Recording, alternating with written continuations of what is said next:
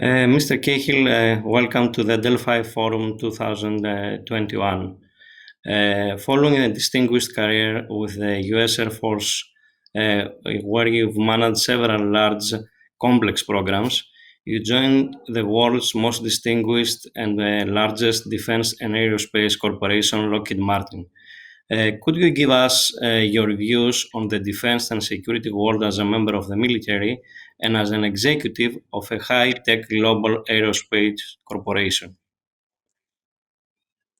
Well, thank you very much, Dimitris. It's a pleasure talking with you here today. My only regret is that we can't all be there in person, and I certainly look forward to the opportunity very soon to travel again and be in Greece in person. I was proud to serve in the United States Air Force after graduating college. I spent most of the time at Cape Canaveral Air Force Station managing, spacecraft launches on Shuttle and Titan and Atlas vehicles. It was a great experience for me, and I tell you, it gave me an enduring respect for the men and women who serve their country, work harder than you can imagine. I've never worked harder or been prouder ever in my career than during that time. I joined Lockheed Martin in 1995, and I've been with the organization ever since, working in multiple business areas in our space and missiles and fire control, in particular, before taking on this more global role. But it has given me, I would say, a broad perspective on some of the challenges that are facing us today. The acceleration of threats right now, combined with economic challenges brought on by the global pandemic, present the most challenging security environment our world has seen in decades. For over 100 years, Lockheed Martin has been side by side with our customers to fight and win on these complex battlefields. The battle spaces have grown more complex, and as we have become more increasingly capable, and our aggressive adversaries have evolved their strategies and their capabilities to threaten our superiority, in every warfighting domain: air, land, sea, space, and cyber. Through massive investments, intellectual property theft, proliferation of commercial-derived technologies such as artificial intelligence and 5G, our adversaries have rapidly closed the technology gap. Today's battle space is the most contested since the Cold War, as near-peer advisors have learned from 2 decades of allied military operations and have evolved their military strategies to exploit perceived weaknesses of the United States and its allies and partners. So our adversaries, have changed the speed and nature of warfare. We just can't rely solely anymore on our advanced platforms, such as aircraft or warships, even though they're going to remain very important.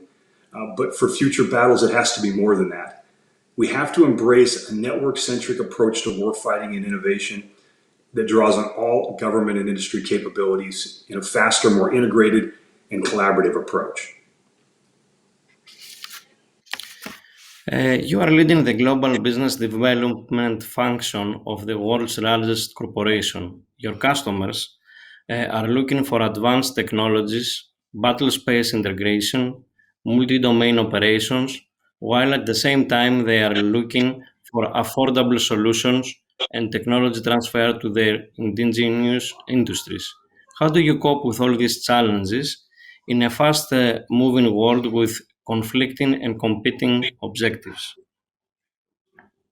But Dimitris, you've summed up the challenges very, very nicely. We can't look at this from just one vantage point or think of things as individual pieces of a broader puzzle. We have to embrace an integrated approach to warfighting and innovation that draws all of government and industry capabilities into a faster, more collaborative way. There's several things I think we need to do to realize this vision. First of all, we need to embrace and enable what's called all joint domain operations, or joint all domain operations. In the 21st century battle space, dominance will be determined by the ability to bring together all of our high-tech platforms into one cohesive network that spans every domain: air, land, sea, space, and cyber. When this network communicates and analyzes data seamlessly, it's going to represent a force multiplier that is flexible, formidable, and decisive. One of the many things we're developing at Lockheed Martin is advanced communications technologies to connect all assets seamlessly and securely in the broad battle space and to enable prompt and decisive action. Your point about affordability is pertinent to joint all domain operations as well. You can't just look at customer security needs from a single perspective. we have to follow an integrated approach of connected capabilities and make sure the platforms that are already in place are used to their maximum potential. Secondly, I would say we need to clear the path to unleash innovation everywhere. When we think about it, it means combining agile development and rapid design cycles with disruptive business models to speed development and deployment of key technologies like 5G.mil, for example, which is harnessing our 5G capabilities and connectivity for our customers. That's going to require close collaboration with customers to ensure that the entire path for acquiring capability, from requirements generation to design to acquisition to sustainment, is open and collaborative and digital at every step. And then thirdly, I think we need to focus on forging of long-term partnerships.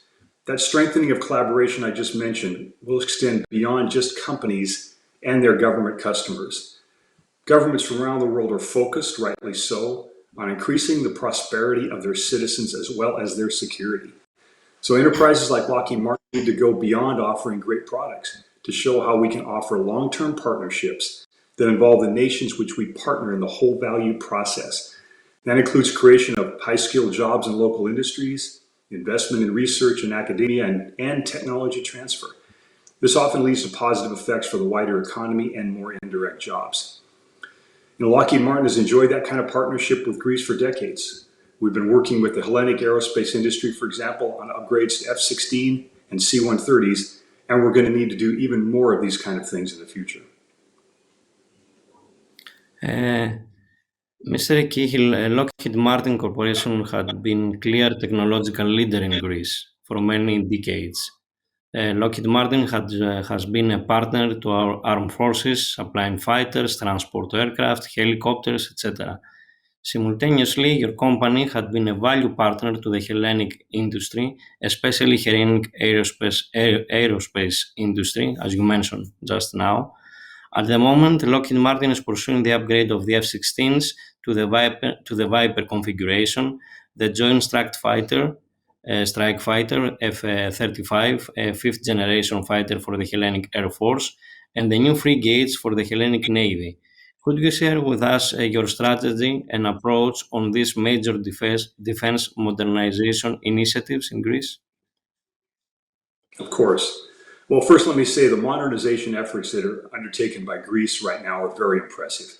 I think they're going to make a real difference to Greek national security, but also the position of Greek allies and NATO in the region. And so we are excited and honored by the trust of Greece that gives us a vital role in supporting the advanced interoperable capabilities being fielded in the Eastern Mediterranean. We're working with the Hellenic aerospace industry and the wider Hellenic defense industry on a wide range of programs. You mentioned some of those, the F-16 upgrades, the modernization of Greece's P-3s, and the country's commitment to acquire MH-60 Romeo helicopters.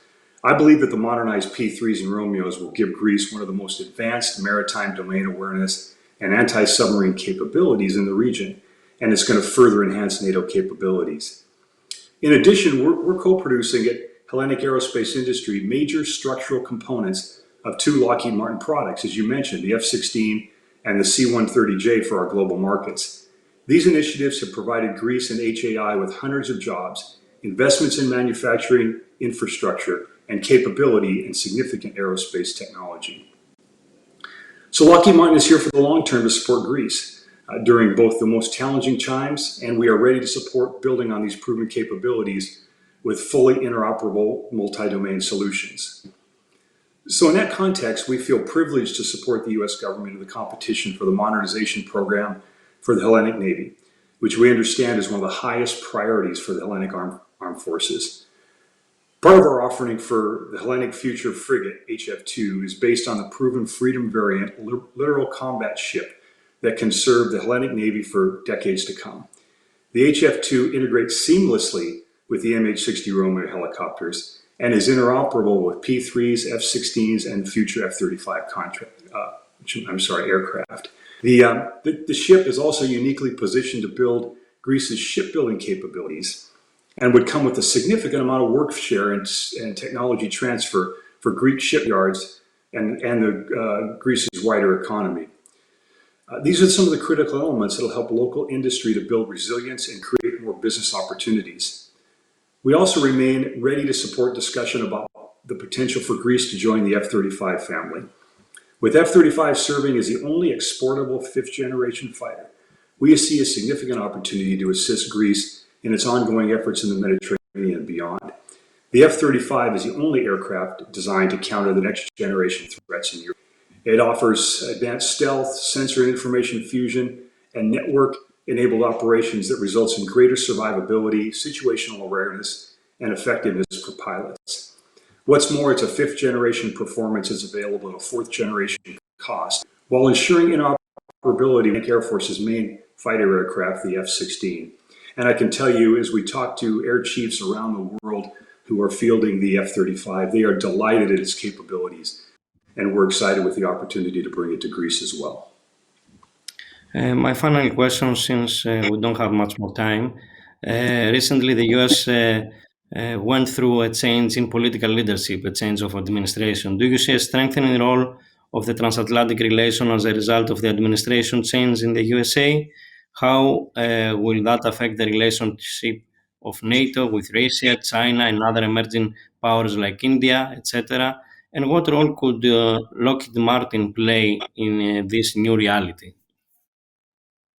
Well, thanks, Dimitris. I can't speak for the Biden administration and the new president, but I can say that what we have seen so far and continue to see is a strong, continuous commitment from the United States to the government to NATO.